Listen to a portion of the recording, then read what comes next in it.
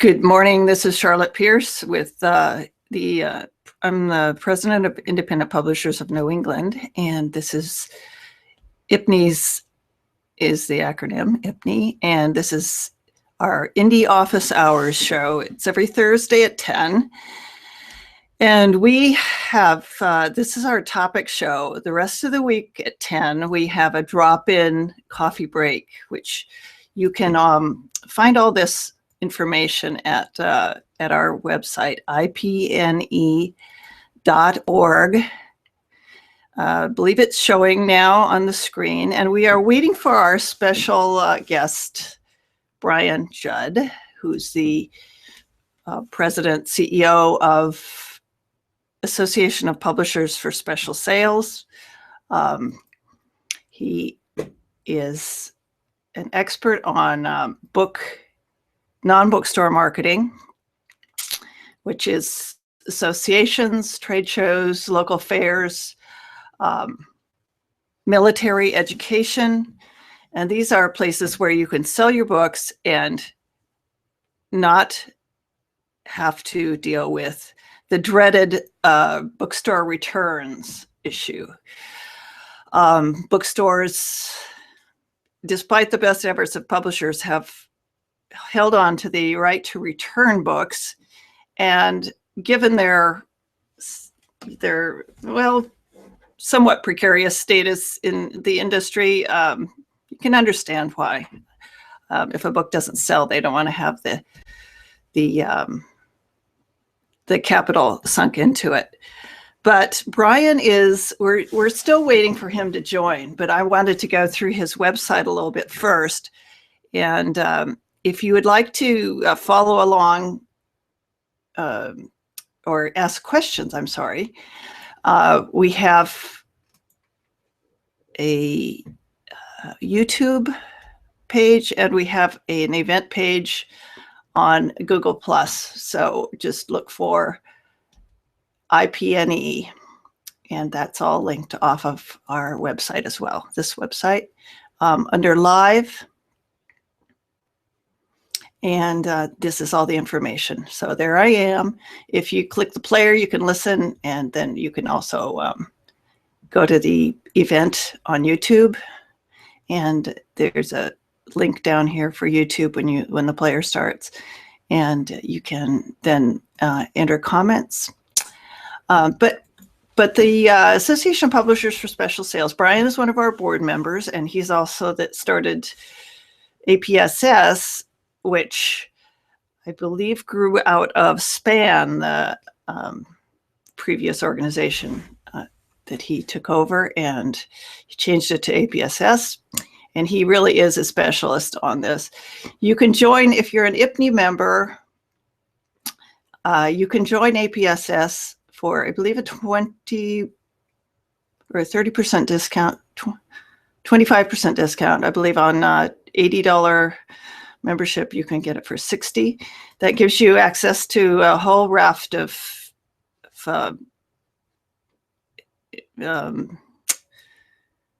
national advantages and discounts, like Federal Express, Bowker's. He's always announcing a new, or the organization is always announcing a new benefit. This is, not much. I know that Brian is covering a lot of bases, so that's probably what happened today. He's, Brian, hi. Hi, sorry about that. Yeah, we're actually broadcasting because we were due on at 10, so okay. I didn't want people to be waiting. Okay. Can you put on your headset? Because I think we got a little bit of an echo. But I was just going through your website and talking a little bit about APSS and the discount for IPNE members.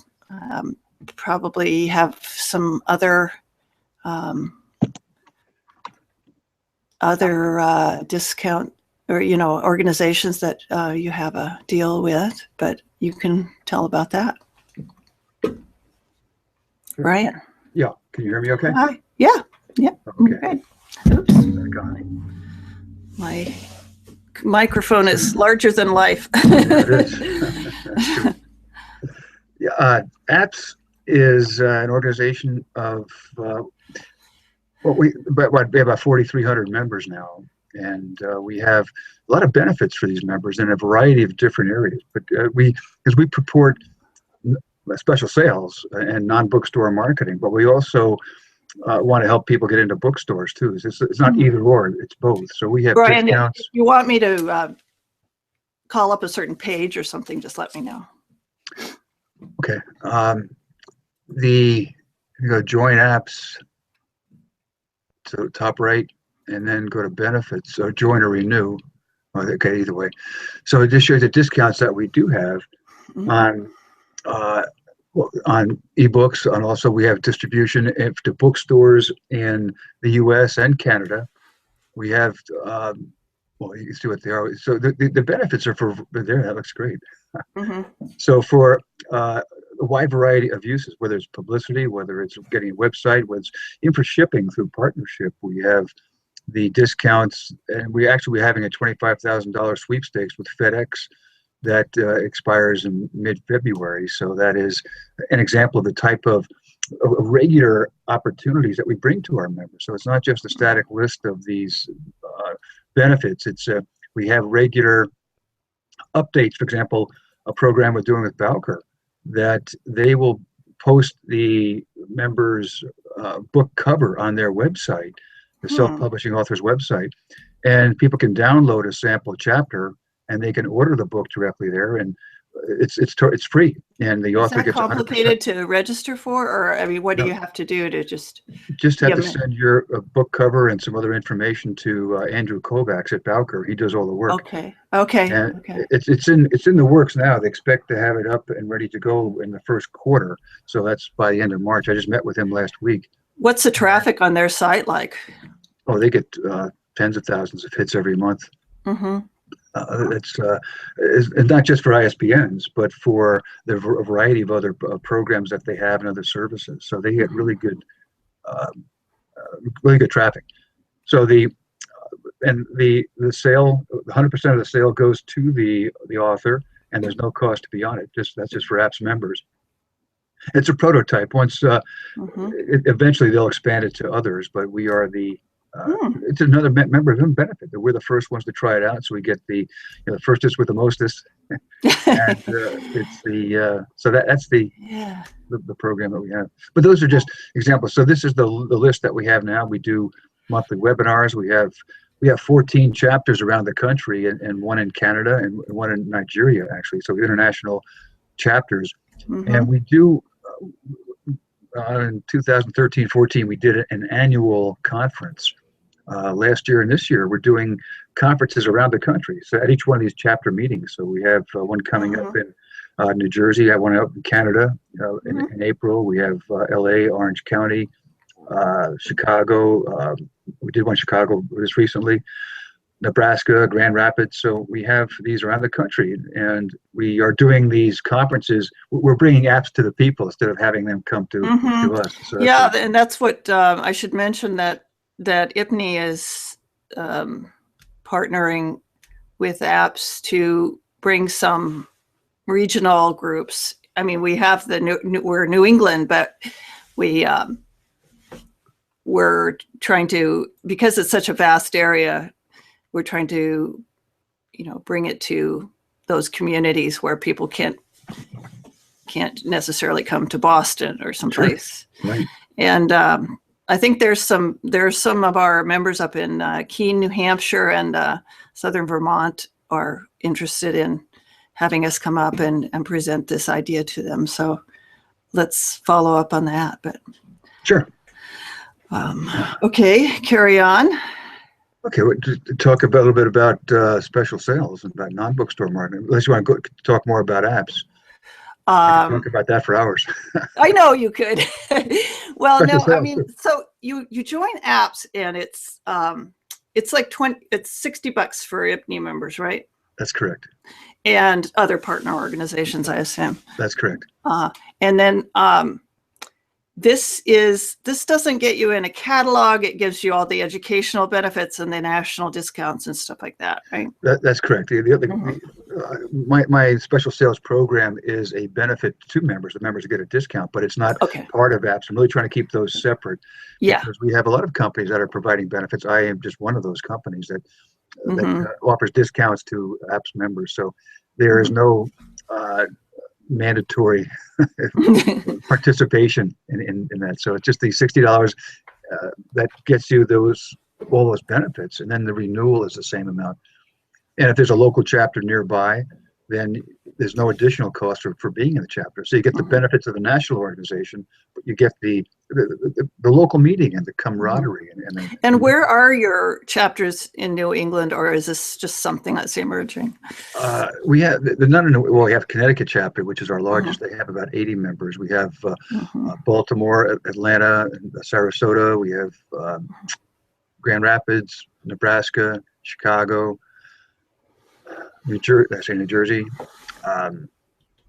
Santa Clarita, just north of LA, then Orange County, just south of LA. We have Phoenix, Santa Fe, Nashville. And these meet monthly, or are they? It depends, Charlotte. Some are monthly. We have, for example, Connecticut and others have an in-person meeting, and then 1 month, and they have 2 webinars, an in-person meeting, 2 webinars. In Orange County, LA, they do have in-person meetings monthly. Atlanta has in-person meetings monthly. New Jersey does it alternating. So I've left it up to the chapters. Next time you have one in Connecticut, I'd be happy to invite myself to. Sure. Yeah, actually, it's in March. I'm a member up here, but February 23rd. Yeah. Okay. Well, special sales. What are they? That's a great question. Most people think that special sales is just they say non-bookstore marketing, but that is it's such a amorphous term. You can't really get your hands around it. So I break it down into 2 segments. The first is retail, and the second is non-retail. And most people are familiar with the retail part of it because they think about airport stores or supermarkets or Walmart or Costco or BJ's or something.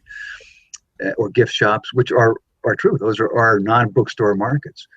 But it's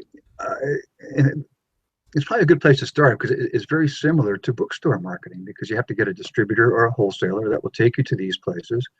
You have to, the books are sold off the shelf, so you have to have the cover design is really critical. And then the books are returnable.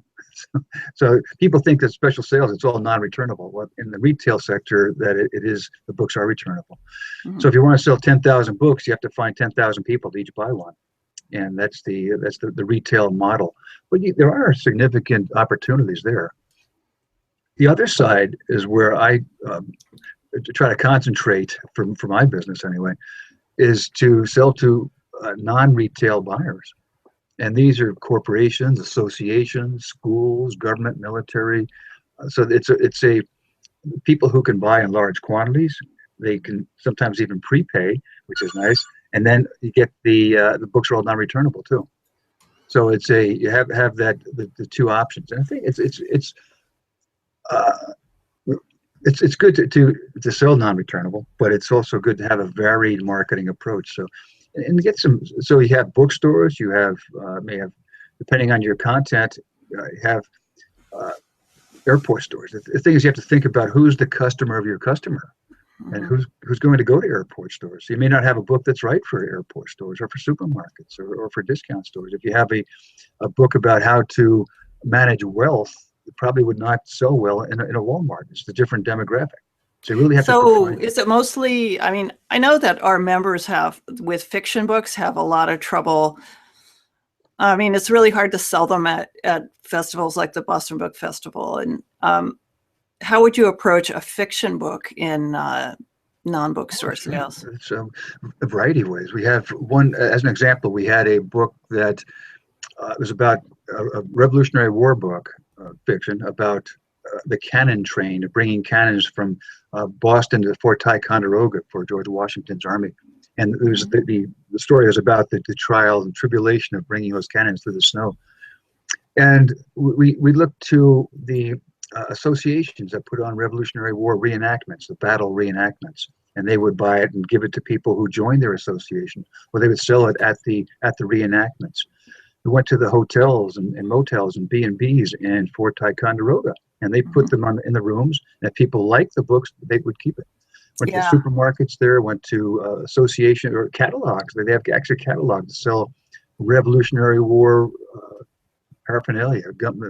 Yeah, I get it. So yeah. I know that my daughter used to do, or still does sometimes, Highland dancing, Scottish dancing. Sure. We go to all these festivals, and occasionally there'd be like a music distributor. So there's a lot of music involved with the with the culture, and then someone had books, and I bought one because it was like, you know, I was there, I was in the mood, I was like, you know, I wanted to read something about Scotland besides Outlander.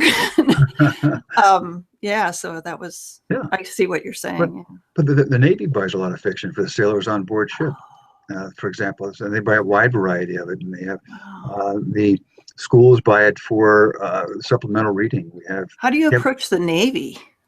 Like go through Navy-Next. It's the Naval Exchange. You can go through their exchange service. So that's one way of doing it. They go to the Navy-Next website, and it has information, has the buyers, the contact information for the book buyers there. NEX, Navy. Navy-NEX. All right. Maybe the Navy will take the pedagogy book to you know, just for their overall organization. Sure. Yeah. Yeah. Well, the Department of Defense runs about 200 schools outside the U.S. too. So they're looking for a wide variety of books, not just textbooks, but books on history, or books on just a wide variety for supplemental reading. Yeah. For romance books, you go to something like this is a good example, Charlotte, because when you're selling to a company, you have to think about what do they want to accomplish. And you go to something like 800 Flowers. Their objective is to sell more flowers. They don't want to sell books. So you have to show them how your book can help them sell more flowers. And if you have a publisher of romance titles might go there and say, on Valentine's Day, what if we have a program where if someone orders a larger bouquet, they get a choice of romance novels with it for free? Wow. You know, I can see that working. You know, it's like, you buy flowers, but you don't want to just give flowers because that's so normal. But if a book comes with it, that's cool. That's right. And so they get that variety of different, or it might do the same thing with Victoria's Secret or with Munson's chocolates. So on Valentine's Day, have this promotion. So the thing is, you have to use your content, your information, and then help that. Another example, if you still want to stay on fiction, we have one client had a book about whitewater rafting in Idaho. And so we went to the manufacturers of canoes and rafts and kayaks, and they bought several total about several thousand books, and they gave them out to the people who went to the sporting goods stores to look at their rafts or their kayaks or whatever. Did all the same thing with the B&Bs and hotels in Idaho. The airport stores went to the national parks. We have a lot of gift shops in the national parks there, and the state parks. So if you walk into you have this fiction book on rafting, and you walk into a, Salmon River rafting in Riggins, Idaho, they're going to say, like, what do you say? What do you say to them? Like, so I've got a way that can help you increase the people who use your services for whitewater rafting adventures. How about if every time that they just visit your site, you give them a free copy of a book about whitewater rafting, or if they actually come to use your services, they get a free copy of this book. So it's a way to distinguish yourself from the other whitewater rafting adventures. So you'll get more revenue, you'll get more people coming to your website, and so that's what they want. They don't want to sell books. Do you have a little script for people, the members, that they can use, or is this I help the members do that. I can help people do that, because everyone is so different, Charlotte, that it doesn't. I know. There's no standard script. But the idea, the key is to remember, you're not selling your book. I tell people, stop selling your books. Yeah, I know. I remember you said that last time. You have to go to the customer and say, what do you want? Retailers don't want to sell books necessarily. Even bookstores don't sell books; they display books. But what retailers want is store traffic, inventory turns, and profit per square foot. So if you can demonstrate how your promotion will bring more people into their stores, because if they go to buy your book, then they're likely to buy something else along with it. So they want that store traffic. So Is you're it good to have a display mechanism, like sure you could like a rack or something? go to bookdisplays.com. They can they Mhm. have stock, and they can have custom displays where it could be a counter display or a dump, or it could be an end cap, or they can do that for you. You might so Mhm. if you can set up a counter display of a dozen books, then when that's empty, there's an order form right in the back there how to reorder that dozen like books, and they just pull the cover off to take the display out of the package and put it on their cover, and they're done. So Mhm. you can go. That's a great idea. That's a great. Mhm. It's an excellent way to sell fiction or nonfiction in retail Yeah, establishments. I know. One of my authors had she did a children's reader series about these dogs that just save other dogs and stuff, Yeah, find things, and they're detectives, and she benefits the Paws New England oh, organization, sure. Yeah, and her dad built her a rack for pet stores and stuff. And I don't know where it went with that, but the Paws affiliation has been awesome because they get some of the revenue from it, and it's just a feel good organization. It's a great thing to yeah. be associated with. So Let's cause marketing, where you work with an organization for their cause, and then they can use your book as a fundraiser, for example, particularly if it's a higher priced book, and then you can attend the fundraiser and autograph books or do a presentation. If you have a dog about pet care, a book about pet care, then you might go there and actually do a presentation about yeah. how to take care of your dog, and then you sell the books and donate the profits to the organization. They can use that as a fundraiser. Mm-hmm. So that's Yeah, another way she of selling. brought her dogs, who are the characters in the book. They're fictional, but she does really have the dogs, and she brings them to the Paws events. Like. Sure. But so okay, so we have causes and content related. What else? Yeah. Well, the thing is, for an association, for example, we have to think about what is their objective, and their objective is to increase membership.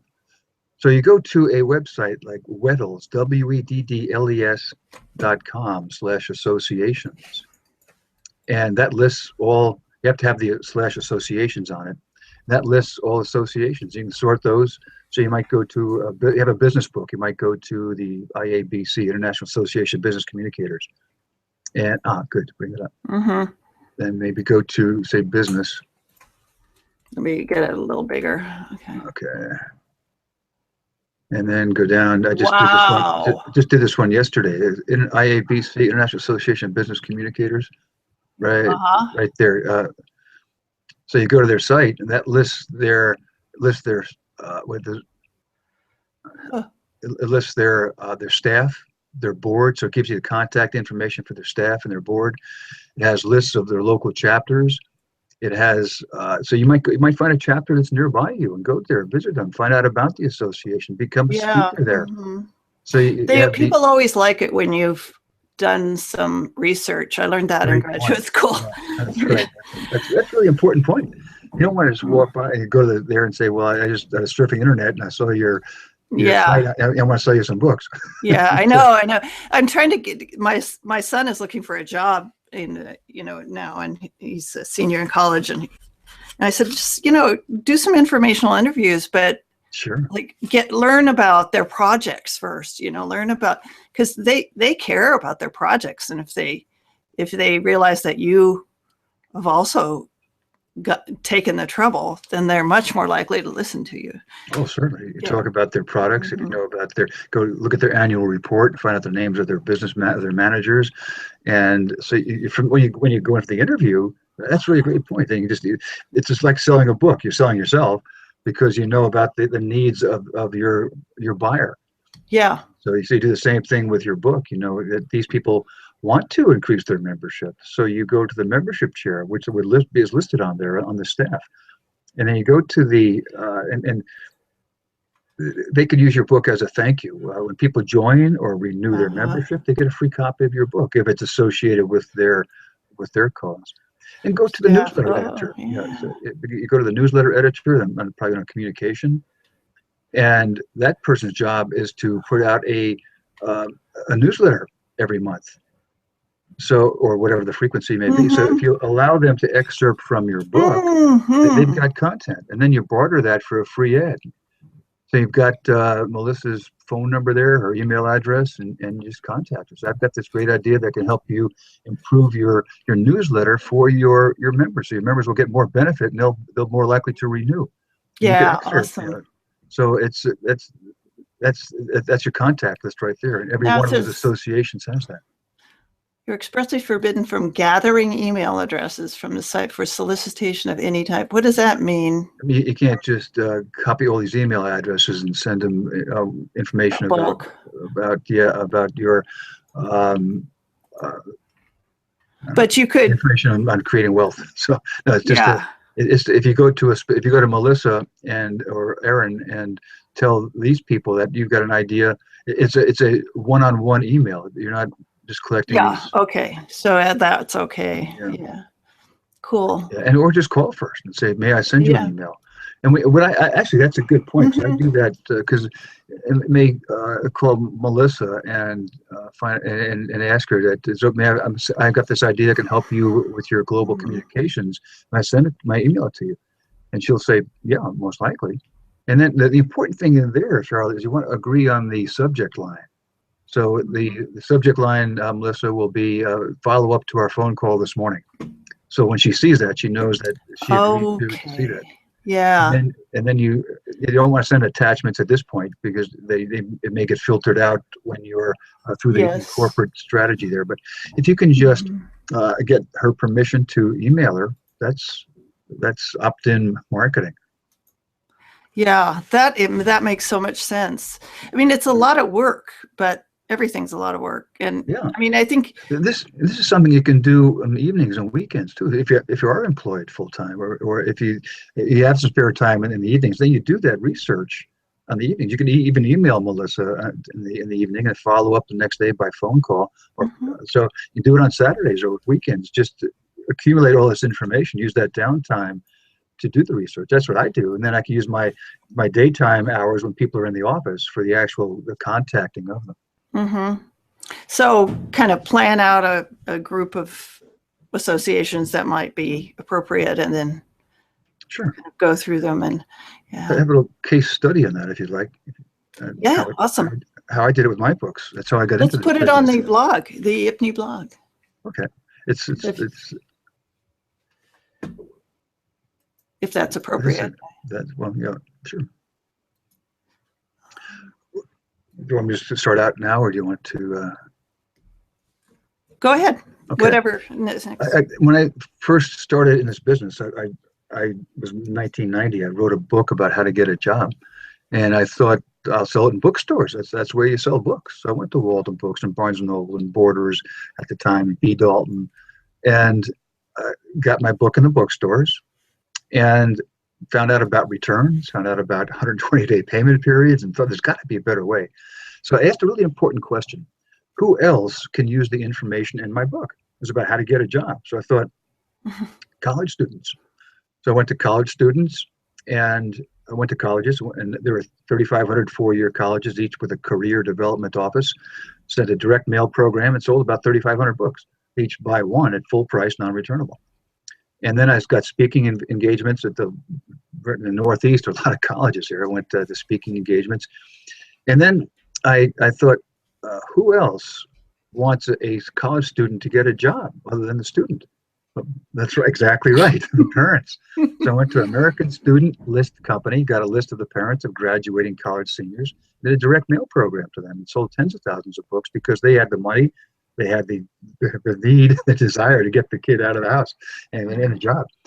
Then I try to sell my books to colleges, to the students, and college students, as you know, or as I remember, are frugal. They're cheap, and they didn't want to spend $14.95. So what I did is I took chapters out of each book and made a little booklet.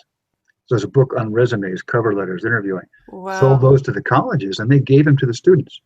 So I got paid, the students got their information, and the colleges got more students graduating with jobs is what they wanted. So that, Mm-hmm. and then I changed the word student to citizen and sold those same booklets to state governments. Mm-hmm. And they Wow. bought those. If they ordered 10,000 of each title, of eight titles, I would even print their name on it, their organization on it. Same with colleges. Oh, so you gave them a little premium for Yeah. a bulk order. That's cool. And then, Yeah. so that's the important point I want to make there is that the format is a variable. The form is a variable. If you're thinking of the content again, I had the book, I had booklets, I did a video on interviewing, on eye communication, body language, Mm-hmm. gestures, facial expression. So I did a video on that and went back to the parents and sold them that. So, in Connecticut, each person signed up for their unemployment benefits, had to watch that video and got a packet of 8 of my booklets just for signing up. So that was an example there. And another example of that is that I took my book, it was an 8.5 by 11 perfect bounds book, and brought it to the state government. And they said they loved the content, but they didn't want to buy it because when you have a perfect bound book, it doesn't lay flat, and they do a lot of workshops. So I took it to Staples and cut the binding off, put a wire binding in, brought it back to them, never changed the word of the content, just changed that spiral binding, and they said they loved it. They put a standing order in for 8,000 books a quarter because I did that. I had a comb bound book. It was Sure, that works. kind of like a fundraiser, but bookstores wouldn't take it because it didn't have a spine to display the. Exactly right. But this is what they wanted, that they wanted the wire binding. Yeah, I mean, that's why I had it, because it was like a travel book, and it was, I envisioned the mom in the van with the book on the seat. It's like, but yeah, no, that's so it's just but the point is the form doesn't matter. The questions you want to ask is how do you use this information? Who uses it? Under what conditions? Or you use workshops and you want something that lays flat. Okay, I can do that for you. So it's just a matter of doing that little of asking questions. Selling is not telling. Selling is asking questions and getting the people to tell you why they want to buy. Mm-hmm. So that's really the key, and it's totally different from bookstores.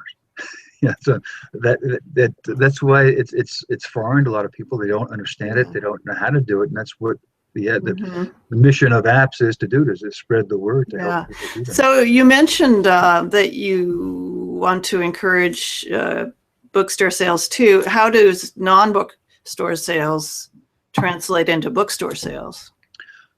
You can go back and forth either way. That if you can go to a bookstore and tell them how your sales are going to the non-bookstore marketplace and all the promotion you're doing, they may be more likely to take on.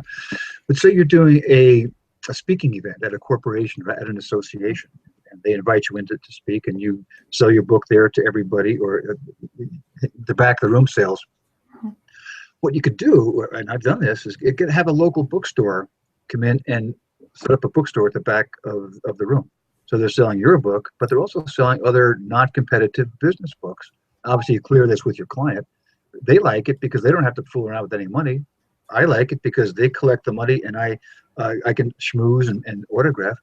And the bookstore. Oh my gosh, how cool is that? Yeah. We actually did that once for a local event, Fiesta, for the World Language Association, and the Book Rack, which is a kind of a chain, but came in and had a table, and they sold, like Spanish books. Sure. That's a great way to get in with a bookstore. And say you go to a Barnes & Noble chain, if you're speaking around the country, you get them to, in advance, obviously, you work out with their bookstores around the U.S., and they set up everything for you. You don't have to lug your books around. The bookstore does it for you. And you then get a relationship built with them. Exactly right. Yeah. And you don't get paid as much, but you don't have all that, the shipping. You don't have the carrying the 5 cases of books into a building also, and you have more time for schmoozing. So I think that there's something a lot to be said. Plus you get your speaking fee too. Yeah. So, and you can even barter that. You say, I'll lower my speaking fee if you buy X hundred books or X thousand books for your members, or you may use it as an early bird special. If you sign up 2 months in advance, you get a free copy of the speaker's book as a thank you for that. Hmm. There are a lot of ways of doing that, but those are, you asked particularly about working with a bookstore. Those are some different ways. Everybody else is just trying to get their book on the shelf. Yeah. You're trying to help the bookstore make more money. Yeah. And There's a big actually, difference. like if you keep your eyes on the prize, it's getting your book, your message to the people to read it. I mean, that's, you kind of keep that in mind, and that's your, Yeah. Actually, your I'm gonna goal. write that down. Keep your Yeah. eyes on the prize. That was Yeah. great. I said, Well, I just wrote that down. my I guess grandfather I gave can't a say. lot of speeches, and he used to keep a little notebook in his pocket. My dad told me, and he'd write down things to use in his speeches. It's, Well, yeah, I have to give you credit for it because it's being recorded, right? yeah, right. No, I think Everybody the knows it was credit is your idea. built in if it's recorded. No, I didn't actually make that phrase up. So Oh, okay. Well, yeah. I didn't know that. I heard it from you, so I'll give you credit. Okay, thank you. Yeah. So what else do we need to know about special sales, non-bookstore sales? We can go a little bit longer, or we can. Sure. Well, just the again, you're thinking about the content. Again, stop selling your books. You're thinking about the content, the information in your book. So first of all, you need to define your target reader. Who can use that information? And think about it. You may have a children's book, and you're thinking, well, I can sell it to bookstores. So then you think about, where else do parents congregate, and where do children congregate? So it may open it up to organize these people in groups. So it could be children's libraries, children's museums. It could be daycare centers. It might be PTAs. It could be homeschooling. It could be, which is a good point also. Well, I'll get back to that. But the fact that you organize your target readers in different groups, and they buy for different reasons. PTAs buy it as a fundraiser. Toys R Us will buy it for, a toy store might buy it for a different reason. A daycare center will buy a different reason than a library. So you don't just have one press release. You don't have one sales sheet. Each one is different. You think about that. It'd be important to keep your own contacts in mind. Like if your kid goes to a private school or something, there might, or even a public school, you might know that PTA member or president, and yeah. Or go to a company if you don't want to have they don't want to or don't have the time to. Go to a company like Books Are Fun, where they purchase books and they set up displays in teachers' lounges or nurses' lounges. Not books about teaching or nursing, but books about how to deal with a career and a family, or at the same time. They'll set up displays in schools as fundraisers. They'll go to corporations and set up displays. So if I you have know the right schools content, are really like, teachers are overwhelmed with requests like this, so it's really not.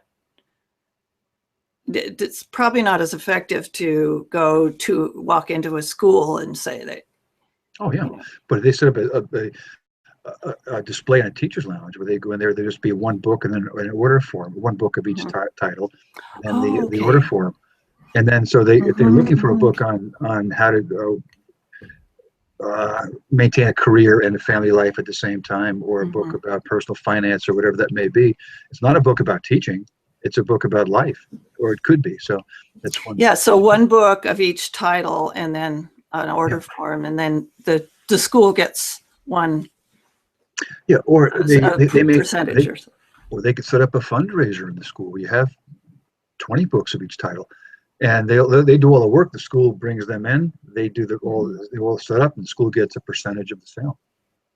Yeah. But an important point that I wanted to make also is that when you're putting people in these, or not people, when you're putting these buyers into categories, people think of libraries, for example, and they will just sell to public libraries, or maybe go through a Baker and Taylor and sell to the public libraries. What I suggest is think about other types of libraries. I got a call one day from a prison librarian, wanted to buy my job search book. I said, why?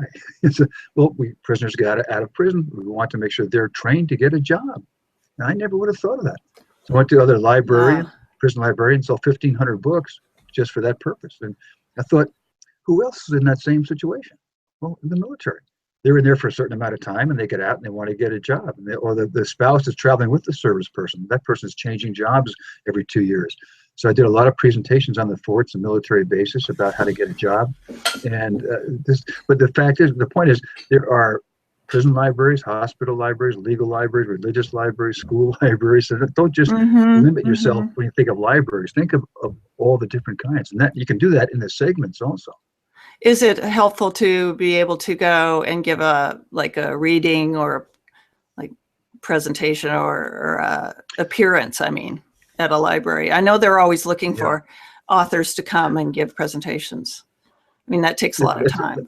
Yeah, that's a critical point. You go to any retail store, and they would welcome the difference of you don't want to do a reading or a signing. You want to do an event. I did many book signings of my books, very lonely events. But once I started doing presentations about how to get a job, people would come to that, and then, oh, by the way, my book is for sale here. And then they would buy it. I just had a post-presentation signing. But the library is really good. I've got a client that did, in Connecticut, there are 162 libraries. One summer, this is for a fiction book. One summer, went to many of these libraries, 4 or 5 a week, and in the evenings, the libraries paid him, give an honorarium, $50, $100, whatever that may be. They did the promotion of it. They brought the people in. He would talk for an hour, and then he would he would do the sell books at the back. So he sold 3,000 books in 3 months at list price, non-returnable. Wow. Just as a library tour. So that's some like our library doesn't let you do commercial sales, I think, or no, I guess most libraries you can't charge to get people to come there. But they'll let you sell. Yeah, I think.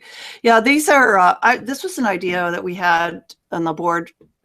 I don't know if you were involved in that discussion, but packaging our award winners to go to libraries, so you could have 3 or 4 of these, or maybe the sports books or the fiction or the children's books or something. And just have like a little team that goes around and with award-winning books. Sure. That seemed like a good idea. We just have to organize it. We did that because I also run the Connecticut Authors and Publishers Association, CAPA. And what we did is have group book events where we had 3 or 4 authors there, and that was a broader attraction. And we had this one woman did a children's book about police. So she actually had a police officer there in full garb. And he was another guy wrote a book about golf, business to business golf. And he found out there was a Guinness's Book of Records of stacking golf balls one on top of the other. And I think the record is 5. And he got up to 4 one time. And so we got some publicity on the event. Oh, wow. That's the kind of thing the evening news covers, because it's just so... Sure. It's so kind of wacky, but that's a key. Not necessarily wacky, but creative. Yeah, creative. Yeah, it's like the egg drop. Everybody always covers the egg drop that they do in schools. But so go to Guinness's Book of Records and find out if something is near associated with your topic. Oh, that's interesting. Yeah. So then you go to the store and say, "I'm going to try to break this record at your store," and then you get tell the press about it. You get lots of people there. So I have a tough one for you. How do you do special sales with Pedagogy? And I'm going to Pedagogy is the Pedagogy handbook is what I've got. It's a collaborative project, and here's the fabulous, wonderful website. It's actually a public domain book, but we sell the print book. I can't read it. Sorry. Yeah, I know that's the point. It's so just a second. The motivation, pedagogy. Yeah, so it's peer produced, peer learning and production environments or projects. So we do have the Amazon thing, and there's the synthesis of techniques for collaborative learning and collaborative work. And we actually produced the book by doing what you and I are doing now, global group of editors and writers, and it's a collection of contributions from experts and people in the field, and then collaboratively edited. by the editorial board. So how do you? Who's the target reader? Anyone who wants to, any group or any group of people who want to produce or get together and learn a topic of any kind without going through a formal learning institution. So it's non-hierarchical. So which involves a host of challenges, because people tend to look for a leader or a teacher or coordinator, but people that organize them are more facilitators than lecturers or leaders. So we've just come out with the third version. This is version 2 that's on Amazon right now, but I'm uploading the version 3. So where would they shop for something like this? At a retail store, at a store? There are some bookstores that carry it, and it's on Amazon, and then it's at conferences and things like that. And also so this is the I mean, the paperback is sold for $20, Okay. but the download is free. It's public domain, and you can buy the paperback and make copies and share it, whatever, it's kind of it's a new concept, and we do sell a good number of copies off Amazon. We've also take them direct orders through the website. Would this be something that boomers or retired people could use, get together in a group and learn or produce something? Is it? Yes, I think so. Yeah. Okay. I can do that. And people use it, aspects of it, in schools too. There's a guy in California, Stanford consultant, who David Preston, he uses it in his actual high school classroom. Oh, good. And I think this could probably be good for homeschooling. It could be good for private schools, for public schools. How about TAG programs, the talented and gifted programs in schools? Yeah. There was something. There are a lot of groups absolutely. around the country, different reading groups, and you talk about educational groups around the country. But there might be 10 people here, 5 people here, 20 people here, and they all get together, read the same book each month, and then they meet and discuss it. Mm-hmm. A company called Reading Group Choices that has lists of all these groups around the country. And you contact them, they send a catalog out there, so they buy X thousand books from you. They send 5 here, 20 here, and 15 there. That's another way. Educational bookstores, I think could might be that, maybe like a Brookstones or something like that. But there are stores just sell educational products, so those are. And it's kind of like it's kind of like a little avant-garde, like open source, free, open knowledge type groups. Yeah. And I think there's, like the MIT crowd is a lot like that. Richard Stallman, and that, Free Software Foundation and things like that. So, but this is this the one that you were talking about? It is, yeah. They send out a catalog. They decide to get a quarterly catalog. So they're looking every quarter. They have to come up with new products. Right. Charlie Mead, I think, down in the Baltimore area. So, just contacting them directly, would they respond to you, or? They respond to me. Yeah. I send them a lot of books. Yeah. I don't know. I'm not sure. How about if I said, Brian Jud suggested that I contact you with my book? Sure. Yeah. Try it. Okay. But they have to, every quarter they have to come up with new books. Mm-hmm. So they look for obviously quality product that's applicable to a wide variety, wide audience, and if the author is willing to do a Skype call, for example, or if it's nearby to actually visit the groups, they're much more likely. We have this. We have Pedagogy has this. We have on Mondays at 1 p.m. We have our global group of editors comes on the Hangouts like this, and we work on a specific topic, or,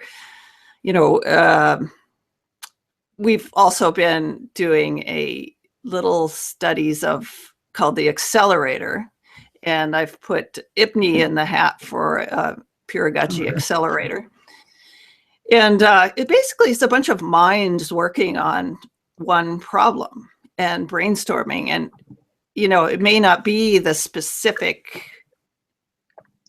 field. Not everybody is in the publishing field, but they bring up a perspective that is kind of a newcomer perspective, and you present the problem, and it gets analyzed by kind of a new set of eyes. That's an example of what we're doing at apps. We're setting up, we're calling success teams. It's like a mastermind group where 4 or 5 people that are, they can be all around the country, meet via Skype or via Hangout, and they meet on a regular basis and discuss ideas and topics and get feedback from different perspectives. Yeah, our IPNE members have requested that, actually, or a couple of them have said, you know, we'd like to have some kind of, I guess you'd call it a mastermind group. I sort of missed that whole phenomenon, the mastermind thing, but we call it a success team. Yeah, and that's. And I've been, you know, as president, I've been trying to emphasize the team aspect in IPNE. So we are calling our areas of concentration, we call them project teams. But yeah, success teams. So yeah, do you just meet on Skype? Yeah, we can do Hangouts, Zoom one today actually, but it could be wherever they get 4 or 5 people that are members of a team, and they meet on they recommend that they agree upon the frequency and how they're going to meet. And this Hangouts is a great way to do it because you have the video portion of it and people can see each other. But it's just the important thing is that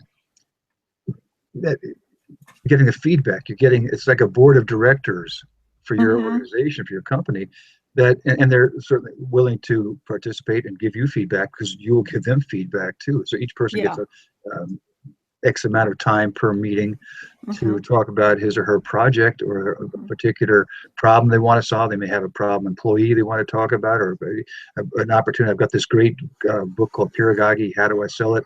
And so you get this other feedback in it. So but the people get to know your business over time. So when they make a recommendation, you don't have to, each meeting is not, you don't have to go back and explain who your target reader is and your business, because you get to know each other. And that's a real benefit. I've been in these, and here we have those, we meet quarterly in Connecticut. And we have I need that so much, because like with our members, and I'm one of them, is, you know, we work alone often, and yeah, that's right. You know, it's just, you don't get that feedback, a constant. Yeah. It happens to me regularly. They got this great idea, and then who do I tell? Yes, the water cooler.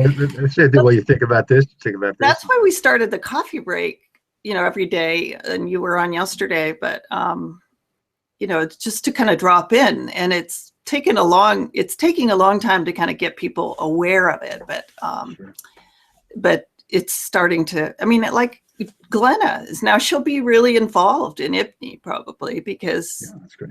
You know, she came yesterday, and we're real people. You know, we're not just a place where you send $65 every year.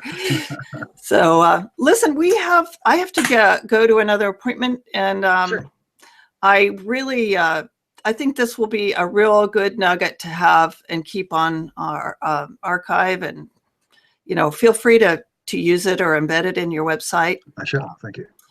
And likewise, anyone else out there who wants to join us, suggest a topic for office hours. Indie Office Hours is called, and it's every Thursday at 10. You can learn more about it at ipne.org, IPNE.org. And Brian Jud is he is a board member of IPNE, and he's got a lot of other things going on in his professional life and probably personal life too, but personal life, what is that? mine is so blended that I don't know which is which, but APSS, bookapss.org and bookmarketing.com, and it all roads lead to Brian, basically. Thank you. So we'll see you next Thursday, everyone. Thanks, and thanks, Brian. It was really a pleasure to. My pleasure. Thank you for inviting me. Okay.